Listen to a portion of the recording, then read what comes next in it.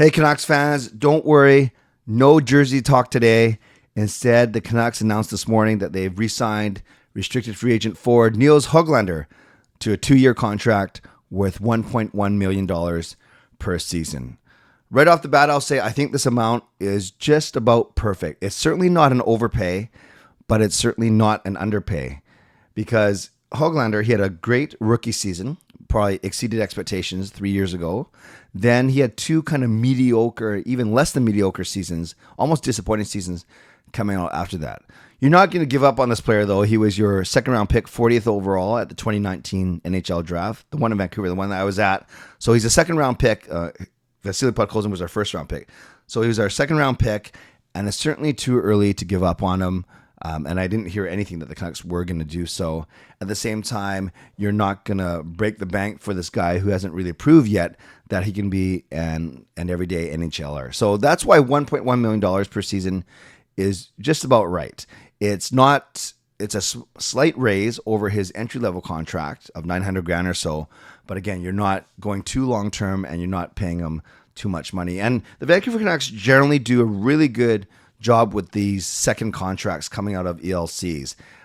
There's a couple of exceptions where Quinn Hughes and Bo Horvat, for instance, signed 6-7 year deals or whatever they were because they knew right away that they wanted to lock those players up, and they wanted to do that for Petey, but they ran out of money that summer. So that's why Petey signed a 3-year contract worth $7.3 million. But you look at some other recent history, and the Canucks do this a lot, and they do a good job with their ELCs, their second contracts. And you look at a guy like Thatcher Demko after his ELC, and remember we still had Markstrom, but his second contract was only 2 years with $1.05 million. So basically the same contract as Hoglander. That's pretty good. 2 years at $1.05 million for Demko's second contract. And even Jake Virtanen, his second contract was 2 years at $1.2 million. So those two relatively recent examples of how the Canucks like to operate with these second contracts, unless you're like a mega superstar at the time already or deemed to be a superstar. PD got more money, same term. Besser got more money, same term. And then Hughes and Horvat got longer terms. But the Canucks do a good job of these second contracts. So $1.1 million for Nils Hoglander. Now, we'll start after he got drafted in 2019, the summer 2019. His first season was draft plus one, so 2020, 2021. And he was very impressive. He basically 0.5 points per game. He had 27 points in 56 games. So 13 goals, 14 assists, 27 points in 56 games. He had a good shooting percentage of 11%. So what really excited the Canucks fans and myself, including myself, about Nils Hoglander was his tenacity, his aggressiveness and assertiveness, especially in the offensive zone. And he showed he had good hands. He had 13 goals in 56 games. That's extrapolated almost 20 goal season over a full 82. And so I think everything in his puck sense, his hockey sense, his puck handling. So everything on the offensive side was really good for Hoglander in his first season. Then in his second season, he played 4 more games, 60 games, but he only had 18 points. So he dropped from 0.48 points per game, 0.48, down to 0.3. So 18 points in 60 games. Still had 10 goals, but only 8 assists. His plus minus took a dip. His shooting percentage took a dip. Took more penalty minutes. Well, I guess that makes sense because he played a few more games. But overall, his offensive ability kind of dried up a little bit. And then there were concerns about his defense, but he still played in 3/4 of the games. Then this past season, he only played in 25 games, so less than a third of the season. And he only had 9 points in those 25 games, 3 goals, 6 assists. So goes up from basically a 0.3 points per game to a 0.36 points per game or something like that. So it goes a little bit, got a little bit better, but still didn't have probably the offensive impact that the club wanted him to. And still a lot of mistakes, a lot of bad decision making on the defensive side, whether it is in his own zone, neutral zone, or even mistakes turning pucks over in the offensive zone. So he didn't really gain Bruce Boudreau's trust and was sent down to the AHL to Abbotsford halfway through, even earlier than halfway through the season. It was actually even before Bruce Boudreau got fired and replaced by Rick Tocchet. Now in the AHL, he actually had a decent season. he played 45 games and got 32 points. So almost a 0.75 points per game there. So 0.71 actually. So 32 points, 14 goals, 18 assists, 32 points in 45 games, which is very, very impressive.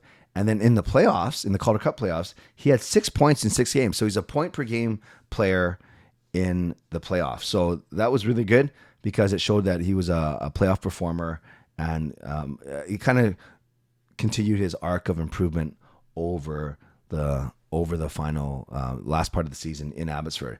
So add it all up, in 141 games, he has 54 points, which isn't bad actually. That's about about 0.4 points per game. So that's not bad for a third line player, which what we expect him to be. So, and there's the rub. That's a tricky thing, because I've talked many times on this channel about how, unless the Canucks make a move, which I still think they will, because now they're definitely over the salary cap, they're going to have to move someone out, whether it's a forward like Garland, Beauvillier, whether it's a winger, whether it's a defenseman like Myers, but they're over the cap. And I've always talked about this logjam, this glut, whatever word you want to use, at the wing position. And let's presume, even though there's some debate whether it's not Teddy Bluger, they're going to improve over him. But let's say, for debate purposes, that you have Pettersson, Miller, Bluger, and Amon down the middle. So 4 of your 12 forward spots, obviously centers. Now you have 8 spots for wingers. And right now, I think we can pencil in Kuzmenko, Mikheyev, Besser, Beauvillier, Garland for sure. So there's 5, even though I think one of those guys got to get moved. Then I think you have Dakota Joshua as a 6 for sure. Then it gets crazy because Pearson wants to come back. So that's 7. Then there's Rick Toggart's favorite, Phil DiGiuseppe. That's 8. So that's already 8 forward positions filled. And I'm not saying it's going to be those 8 guys. Then you still have a Jack Studnicka. That makes 9. You still have Vasily Podkolzin, Hoglander's 2019 draft partner. That makes 10.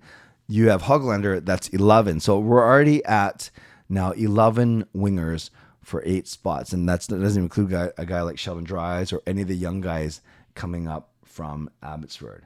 But I do think that Hoglander is going to be given every attempt to make the team. I believe that he's got one more game left of waiver eligibility, and then basically he's not eligible for waivers. So if you try and send him down from Vancouver to Abbotsford, he could get picked up on waivers, and he likely will.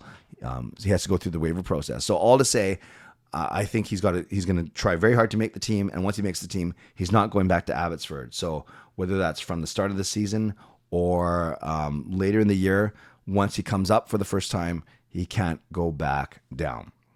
Now, lastly, Patrick Allvin, general manager, said this: Nils learned a lot this past season, especially playing meaningful playoff games in Abbotsford. It's not easy to start the year in the NHL and then be sent down to the American League, but we were impressed with the way he took the challenge head on. He worked hard on his game, and give credit to Jeremy Colleton, his staff, and our development team as well for helping Nils improve on things during the year. This experience should really help Nils compete for a spot on our team at training camp this fall. So kind of echoing what I just said, is the Canucks expect him to compete for one of those winger spots for the main roster out of training camp. So Canucks fans, once again, 2 years, $1.1 million per year for Nils Hoglander. I really like it. I think it makes a lot of sense. It's consistent with what the Canucks have done with their RFAs before, and it's not an overpay by any stretch of the imagination, and it doesn't go too long on term either. So you still retain his rights at the end of this second contract. Let me know your thoughts. Let me know what you think about this contract in the comments down below. I hope you guys have a great Sunday. I will be recording Ask Me Anything for members a little bit later today, and then my regular Sunday night live stream at 10:30 p.m. tonight. Hope you'll join me right here on this channel. All right, shout out to my sponsors: Advanced Experts Real Estate, Perform and Transform, Personal Training, Weight Loss. Thank you, legendary Lucas Gates, legendary Carol Bovenlander, legendary Andrew Chang, and to Hall of Fame and franchise members as well. Thanks for your support, and thanks to all of you. Always appreciate you. Never take you for granted. On your way out, subscribe, like the video, leave a tip, become a member or upgrade your membership, and leave a comment with your thoughts on this new contract for Nils Hoglander. As always, stay safe, stay healthy, take care of yourselves, and take care of each other. Have a great Sunday. God bless, and go Canucks go.